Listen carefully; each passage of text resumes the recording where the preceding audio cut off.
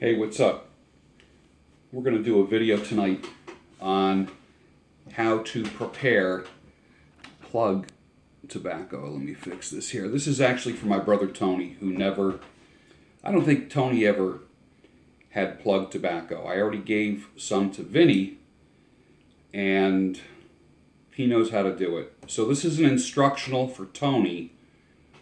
I'm going to be sending him some Peterson 3P. And that's Peterson's Perfect Plug. And then a knife that I got, and he'll be using this to cut the plug, or just, it's just a little injection molded sheath, injection molded handle, full shank. We are knife and weapon people in our family, so this is going out to Tony, but I'm not cutting his plug. That'll stay wrapped. I have a 3P Peterson's Perfect Plug in here, and this is from August of 2014. But first, I have some Scottish breakfast tea here, and I'm putting in a little bit of this rum chata. Comes like in these little, you get this at the liquor store. It looks like it's about a shot of, it's like rum and cream, kind of like a Bailey's cream kind of thing. Put that in. I put 2 of them in there. Use the vortex method of stirring. Hot.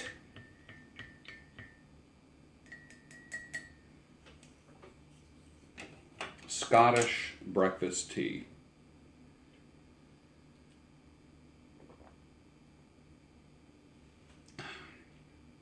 Oh my Lord, that is so good. Holy cow. If you get a chance, Scottish breakfast tea. Boil the water, take it off the heat. Let it sit for a minute. Let it go from 220 down to about 200 degrees. Pour it in the cup, put the tea bag in, let it sit for 4 minutes. 3.5 to 4 minutes. Any more than that, then you start extracting like the bitterness out of the tea bag, out of the tea leaves. And then just put your rum chata in. Yum. Oh, that is so nice.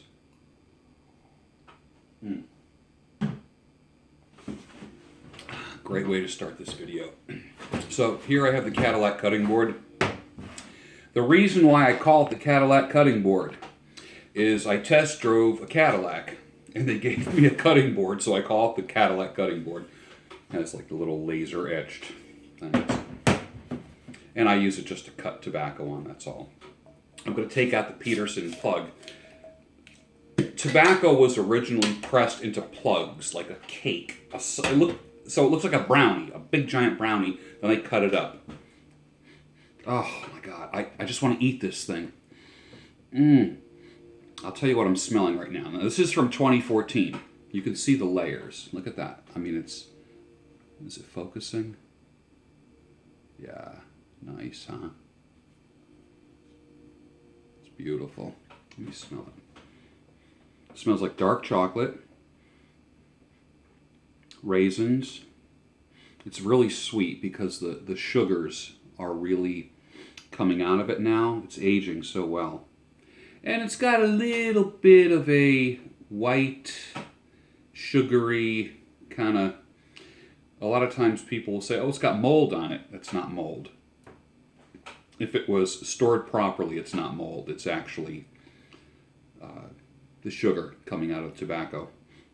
Now, that doesn't look like a lot of tobacco. Now, the plugs, when you get the plugs, like in this can, I'm not going to open it up because I want to keep it fresh for Tony. In here is a plug that's about the size of a brownie, okay? Like maybe 2 by 2. And not quite an inch thick. And you slice off little pieces of it. All right, so I'm going to cut a little piece with my SOG Instinct Mini. I'll put a link down below for that. It's my favorite new little knife. Nice metal belt clip, adjustable, goes in like any direction, handle up, handle sideways, whatever. It's like it's ratcheting, so it's an indexed metal clip on it. It's got that little skull skull with a beret on it. So we'll take this out, and I'm going to show you how to cut this. We're going to cut it the thickness of a stick of gum, and just a little bit, okay? It's very, very hard. And they were historically pressed like this to preserve the tobacco for long voyages across the Atlantic, believe it or not. And they last a long time. And I'm telling you, it's hard. Can you see what I'm doing here?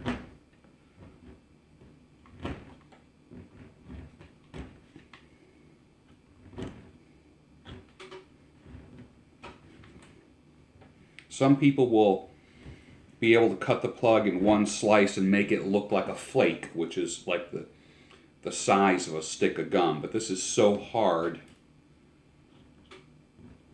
That's really, really difficult. This is called plug tobacco.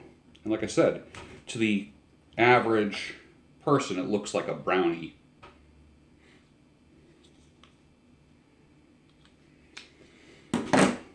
Put this back in here, and I smoke a little bit every year. You can see that's from 2014.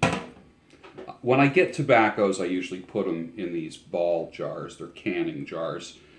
And it's a 2-part lid. Oops, there's the seal that goes on, and then this ring lid that kind of tightens it down.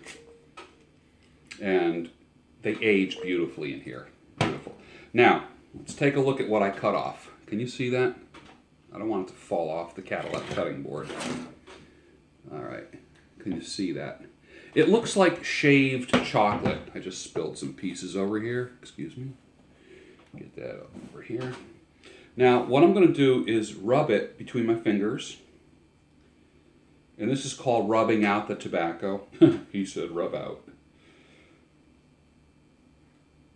And what it's doing, it's separating all the layers. So now, what was like a little mini chunk looks like this. That's rubbed out tobacco. And right now, my sense of smell is going wild because this is the notes that are popping out. You know, like when you smell dark chocolate, like the really good stuff, the high, what do they call it? Cacao content. You smell just the chocolate. Not only do you smell chocolate with tobacco. See, a lot of people think when they think tobacco, they think ashtray. Don't think ashtray. That's nasty. Tobacco oils are used in a lot of colognes and aftershaves, men's and women's. It's a beautiful smelling, sweet smelling, earthy, green. Like if I told you to smell tobacco oil and say, like with a blindfold on, and I would say, tell me the first color that comes to your mind when you smell this fresh tobacco oil, you would say green. It smells green. There's a freshness to it.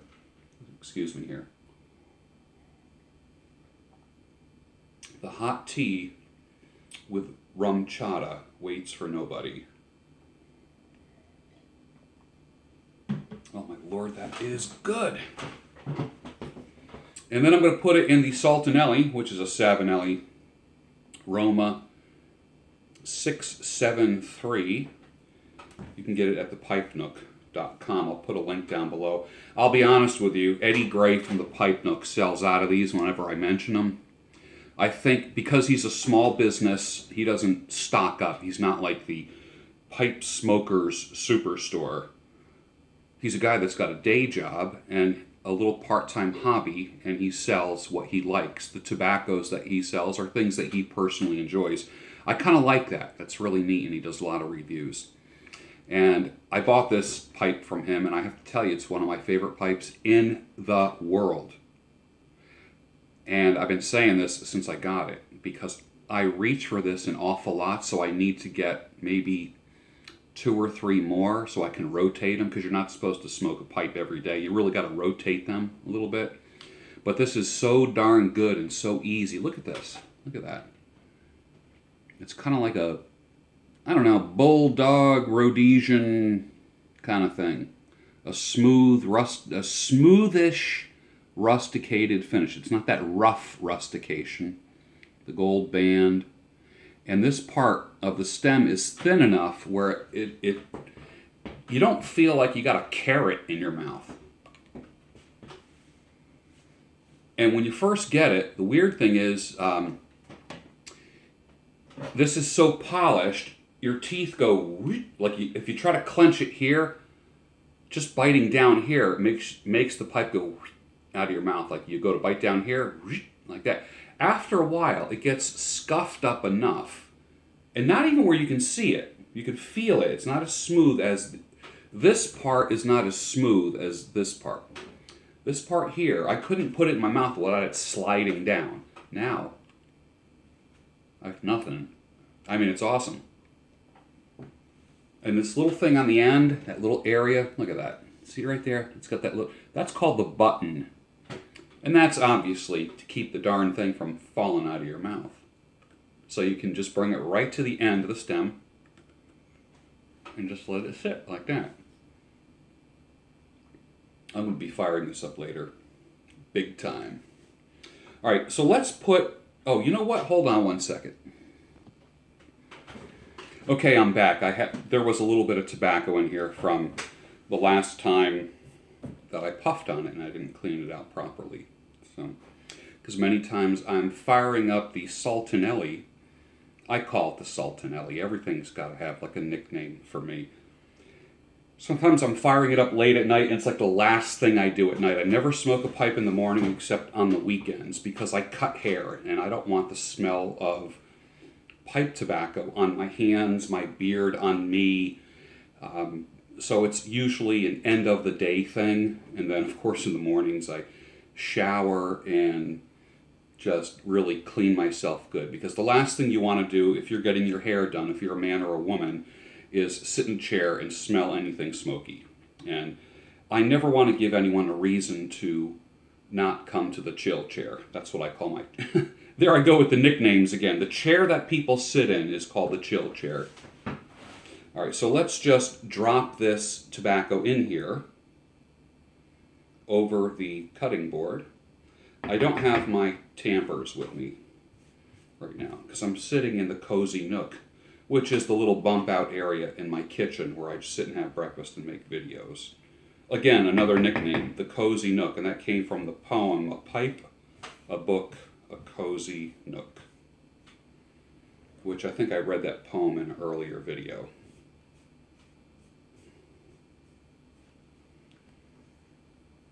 Some people just say, I'll just stuff the chunks in. I like rubbing it out a little bit. I do. And never do this with your pipe. Never just like stick your finger in and jam it in. Always just use the pad of your thumb. Never like that. You're just kind of like going like this. And there's times where I just put my thumb over it and then I just turn the pipe like that. And it creates, see what it does? It creates like a nice little bed of tobacco.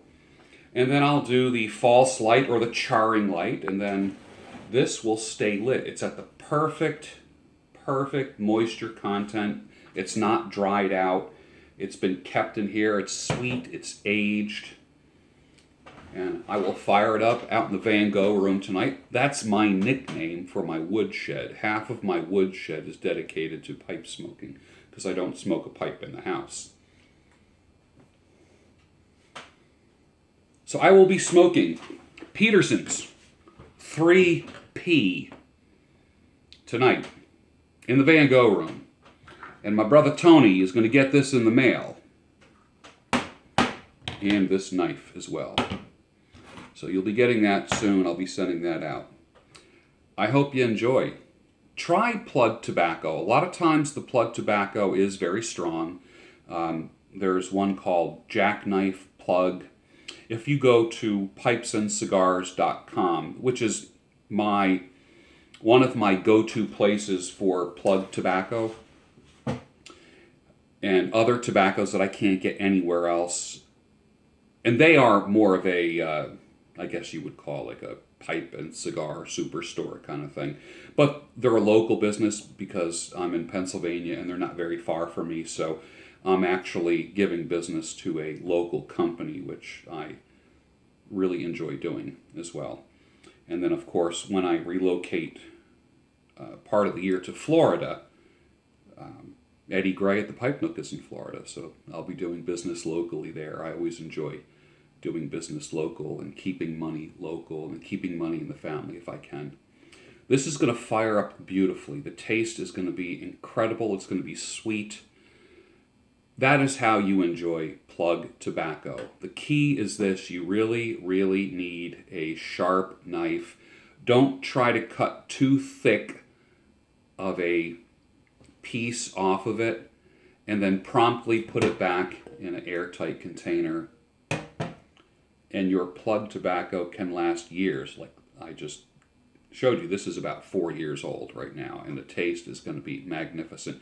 I know people that buy 2 tins of everything, one to smoke now and then one to age. So that's something that you can do as well. That's your tutorial, Tony, on how to prepare plug tobacco. You'll be getting this little package in the mail soon. Smoke it slow, sip it like you're sipping, $300 a bottle scotch. That's not something you chug and slam. You have a little shot or a little glass and you just sip it. So when you're smoking a rubbed out plug tobacco, just sip a little bit, okay? And don't blow the smoke away.